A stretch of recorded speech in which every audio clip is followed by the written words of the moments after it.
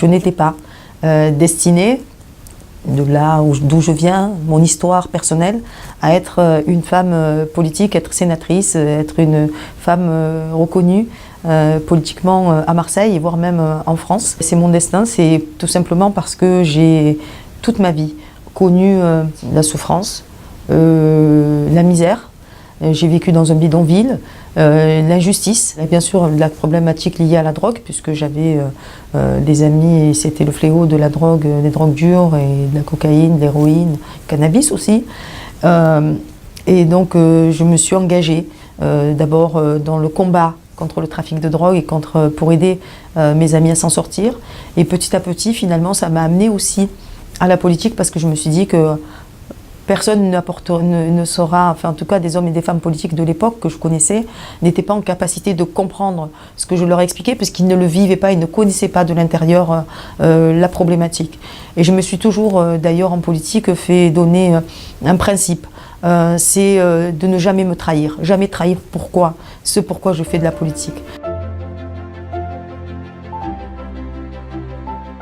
C'est la question du logement et on voit aujourd'hui, puisque c'est le jour où malheureusement les immeubles se sont effondrés, où on nous annonce des morts, je trouve ça dramatique. On ne doit pas vivre ça, pas aujourd'hui, pas au XXIe siècle. Ensuite, il y a la question bien sûr de l'école par exemple. La question de l'école pour moi c'est essentiel. Si on ne parle pas de l'école, on ne peut plus parler de sécurité. L'essentiel c'est d'abord l'école. Et bien sûr la question de la sécurité pour la ville, parce que ça aussi ça compte et c'est important quand on veut être une capitale de pouvoir rayonner et donner le sentiment d'une ville sûre. Et c'est possible. Et bien sûr, la question de l'environnement.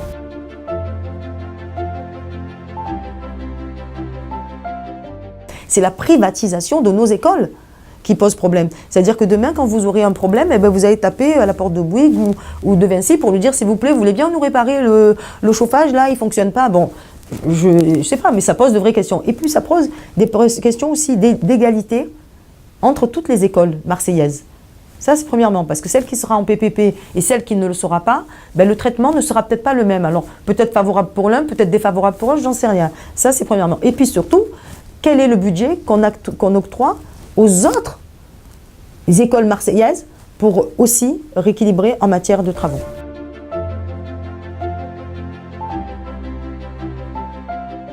Benoît Payan, en tant que président de groupe, a porté cette pétition pour qu'elle soit prise en compte par rapport au règlement intérieur de la ville de Marseille, du conseil municipal. C'est que d'abord, il faut qu'il y ait 10 000 personnes qui la signent. Mais dans ces 10 000 personnes, il faut qu'ils soient inscrits sur les listes électorales dans la ville de Marseille. Pour ma part, en discussion avec le collectif du PPP, on avait programmé de faire un conseil d'arrondissement extraordinaire comme on l'avait fait pour permettre en fait faire l'état des lieux de toutes les écoles et nous avions pu donner à la mairie de Marseille un tableau exhaustif de tous les travaux à faire dans les écoles des 15e et 16e arrondissements. Et suite à ça, la ville de Marseille a entrepris les travaux. Donc ça veut dire que vous voyez qu'il y avait l'obligation de la ville de Marseille à répondre aux attentes. Si ça ne peut pas se faire au conseil municipal, ça se fera dans la mairie des 15e et 16e arrondissements. Ça, je vous le garantis, parce que je pense qu'il faut que tout le monde, tous les concitoyens soient au même niveau d'information. Oui, moi je suis pour la fusion métropole-département parce que je pense que ça apportera du souffle, notamment à la métropole, qui derrière apportera du souffle aux communes. C'est oui pour moi une bonne chose. D'ailleurs je l'ai dit au président de la République lorsqu'il est venu, mais je lui ai dit une chose aussi. Je dis non seulement il faut effectivement faire la fusion, mais il faut aussi que l'État apporte des moyens. Vous savez, en 2013, mais peut-être que des fois d'avoir raison trop tôt, c'est pas toujours bon. Mais j'assume parce que moi quand je dis des choses, je les dis au moment où je les pense. Et j'avais dit il faut 3 milliards d'euros pour la métropole pour qu'elle réussisse. Certains m'avaient dit c'est n'importe quoi, c'est pas juste, c'est pas vrai, nanana. On a préféré de discuter d'une métropole politique, c'est-à-dire qui va avoir le poste, combien on va rémunérer les élus, parce que ça a été une vraie question. Plutôt que de parler, comme l'ont fait le Grand Paris, comme ça a été fait à Lyon, de dire bon on se met autour de la table, qu'est-ce qu'on veut ? On y va tous ensemble. Moi, j'ai proposé au maire de Marseille. On n'est pas du même bord politique. Mais moi, je suis prête à aller avec vous, rencontrer le gouvernement pour dire oui, voilà, nous voulons 3 milliards d'euros sur la ville, avec, bien sûr, 250 millions d'euros par an, pour mettre en place de vrais projets en matière de transport, et c'est une nécessité pour la ville. La question du logement, et on l'a vu malheureusement encore avec du logement dégradé, insalubre sur la ville, qui malheureusement pollue notre ville de Marseille. Et bien sûr, sur les questions notamment d'infrastructures, sportifs et d'équipements publics, sur lesquels là aussi il aurait fallu abonder. La question économique, parce que ça compte aussi, c'est-à-dire que plus on rendra une ville attractive par son transport, par sa sécurité, et plus finalement les entreprises voudront venir sur Marseille.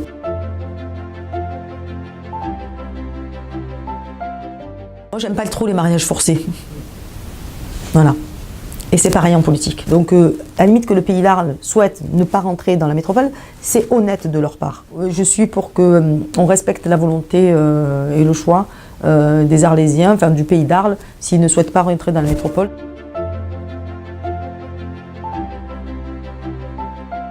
Ça me fait plaisir, ça m'honore, ça veut dire qu'il a reconnu et reconnaissent, il y a une reconnaissance du travail accompli. Alors chacun le dit à sa façon, mais je n'ai pas déclaré ma candidature. Mais j'entends aussi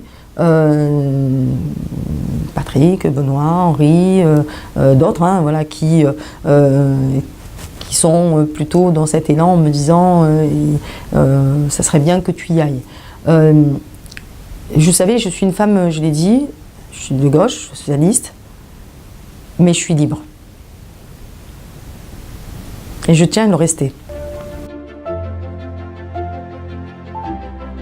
Ça veut dire que si je décidais de partir à la mairie de Marseille, je le ferais avec, bien sûr, la famille de gauche, parce que c'est ma famille, hein, donc, mais je ne serais pas la candidate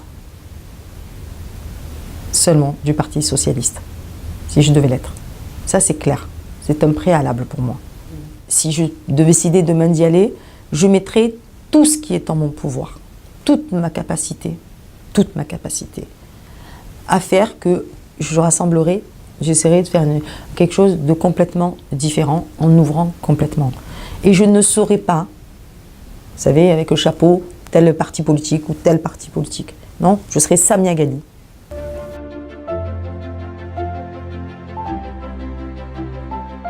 Je suis une femme de gauche, mais je suis aussi pragmatique, je suis réaliste, je suis consciente de la situation. Voilà. Je suis une femme socialiste, mais je vous l'ai dit, je suis née dans ces quartiers, dans ces bidonvilles, donc j'ai des leçons à recevoir de personne, parce que là où moi j'ai vécu, il n'y en a aucun des politiques aujourd'hui qui a vécu là où j'ai vécu. Aucun. Et dans les conditions dans lesquelles j'ai vécu. Donc des leçons, je n'en reçois de personne. J'habite les quartiers sud. Et je le dis chez vous. Oui, j'habite les quartiers sud. Oui, j'habite dans une belle maison. Mais comme tout le monde, je fais des crédits.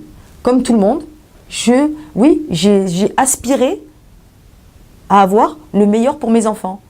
Mais vous savez, dans les quartiers, tout le monde comprend ça. Parce que tout le monde aspire au mieux pour ses enfants et pour soi-même. Ça veut dire que ce que j'ai voulu pour moi, je le veux pour tous les Marseillais.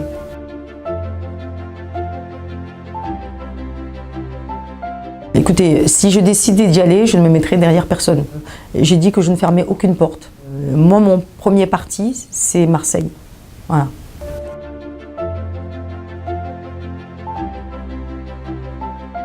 Je crois qu'aujourd'hui, au vu de ce qui s'est passé ce matin, j'en aurais qu'un. Voilà, par respect.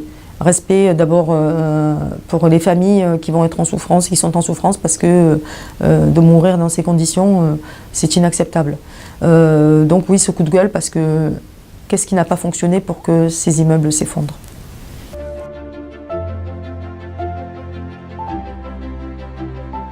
Ce week-end, je suis allée au concert de l'Algérino, un jeune Marseillais qui est en train de percer, et moi je suis contente parce que ça fait 10 ans que je le suis. Il n'était pas connu, en tout cas comme il l'est maintenant. Il a beaucoup galéré. D'ailleurs, il a fait un hommage samedi aux femmes exceptionnelles. Et au moment justement où on a, notamment dans le rap, souvent des formules très agressives vis-à-vis de la femme, lui il a dit autre chose de la femme, il a dit l'inverse, il a dit justement que la femme était belle, que la femme elle apportait beaucoup de choses, et que heureusement que dans ce monde on avait des femmes, que la femme était là parce qu'elle savait adoucir, et justement qu'elle était forte. Il nous a fait vibrer, moi il m'a fait vibrer, j'ai juste dû faire un petit clin d'œil.